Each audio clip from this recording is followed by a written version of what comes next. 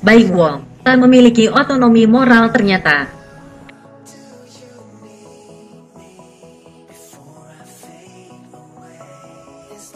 Banyak harta bukan berarti banyak rejeki. Karena jika kita selalu berpikir kalau harta yang kita punya itu rejeki, bisa-bisa kita lupa diri. Banyak harta itu buat saya pribadi adalah satu ujian yang Tuhan berikan pada manusia. Tak hanya rejeki saja, ilmu dan kepintaran juga sebuah ujian. Apakah kita jadi mendekat atau jadi menjauh dari Sang Pemberi?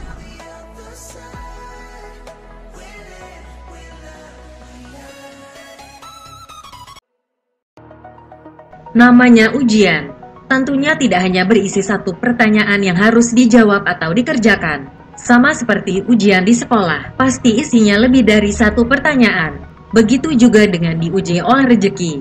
Tak hanya berhenti pada sebatas kedekatan atau kejauhan si penerima rejeki pada Sang Pemberi.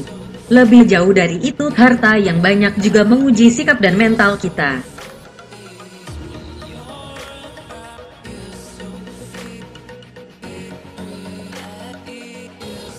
Dan setiap ladang di mana manusia menanam usaha untuk mendapatkan rejeki itu memiliki tantangan yang berbeda. Yang pasti, apapun ladang yang digarap, benih yang ditabur, hasil panen akan memperlihatkan sebaik apa kita telah mengelola keduanya. Dari pemahaman di atas, saya kemudian melirik pada kejadian yang menimpa Baim Wong. Dan tulisan saya ini menjadi tulisan ketiga dari Sewot untuk Baim Wong, atau mungkin lebih. Saya tidak tahu pasti.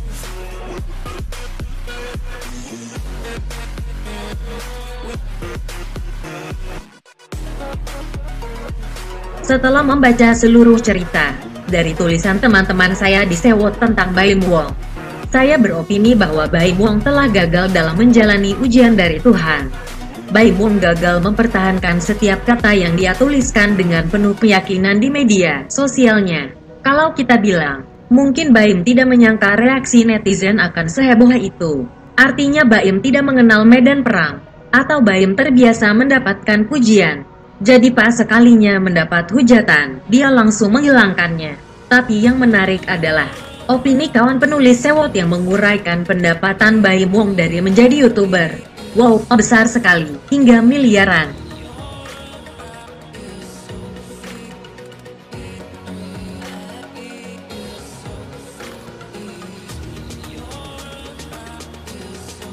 Sayang, Baim sepertinya tidak melihat pendapatan dia itu besar.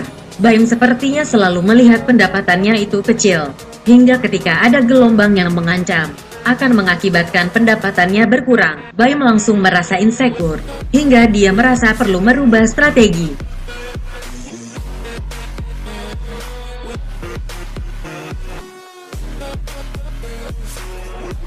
Satu hal yang tidak Baim Wong sadari, bahwa pengagum Presiden Jokowi jauh lebih banyak dari jumlah para kadal gurun.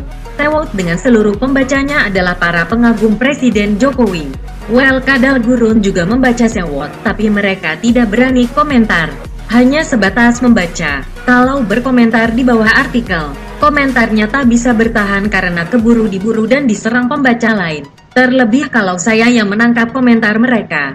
Saya bisa memantau tulisan yang memuat komentar kadrun.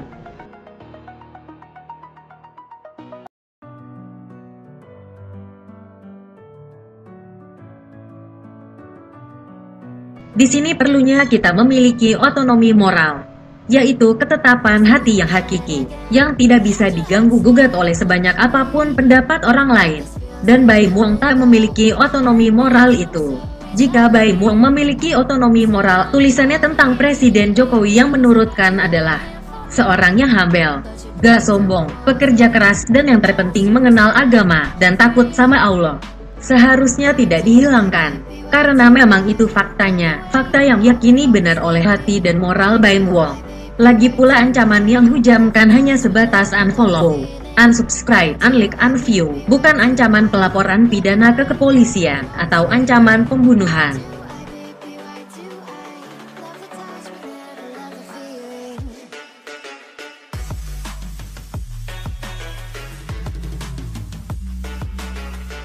Baim Wong tidak berpikir matang-matang sebelum dia menuliskan pujian bagi orang nomor satu di NKRI ini, karena secara moral, pujian yang dibatalkan akan berubah menjadi sebuah penghinaan bagi orang yang dipujinya.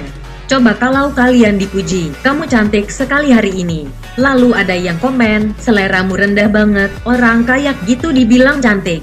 Lalu pujian itu dihilangkan. Artinya tamu yang cantik ini tidak jadi cantik, dan itu terjadi di tempat umum. Apa kalian tidak akan merasa malu pujian untuk kalian dibatalkan?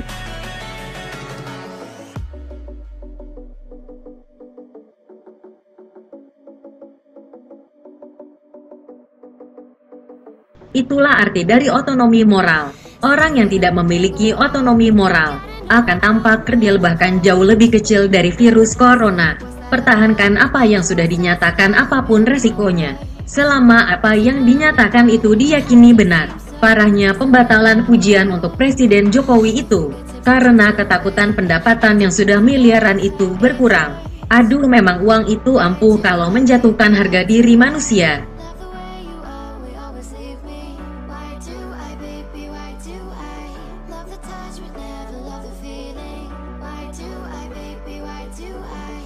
Baimong yang katanya pendapatan per bulannya mencapai lebih dari 1 miliar. Ketakutan berkurang jadi ratusan juta. Orang ini mau beli bulan kali ya, sampai ketakutan tidak terima miliaran dalam sebulan. Sebulan kawan-kawan, bukan setahun. Begitulah kura-kura. Salam dari kami, para rakyat jelata.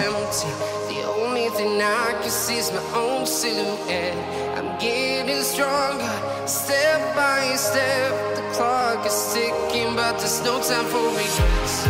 I've been flying from town to town, from London to Taiwan. I've been all around the globe trying to protect your soul. We are heroes tonight. We will fly above the sky. We are heroes tonight.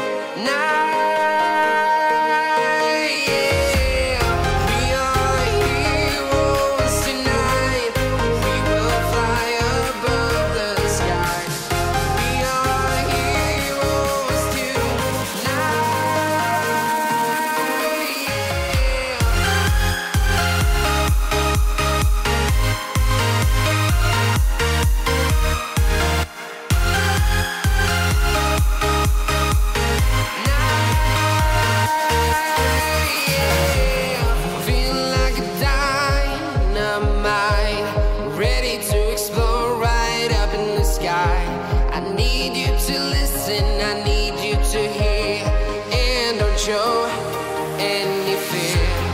I've been flying from town to town, from London to Taiwan. I've been all around the globe trying to protect your soul. We are heroes tonight. We will fly above the sky. We are heroes tonight.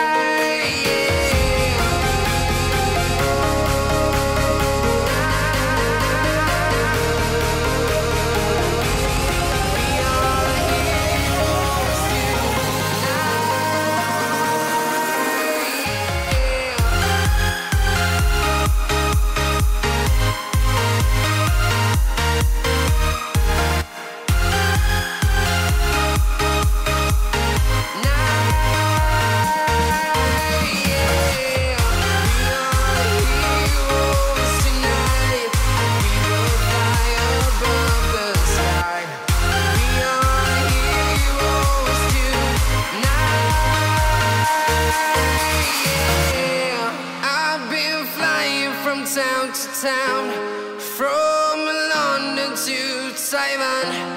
I've been all around the globe trying to protect your soul.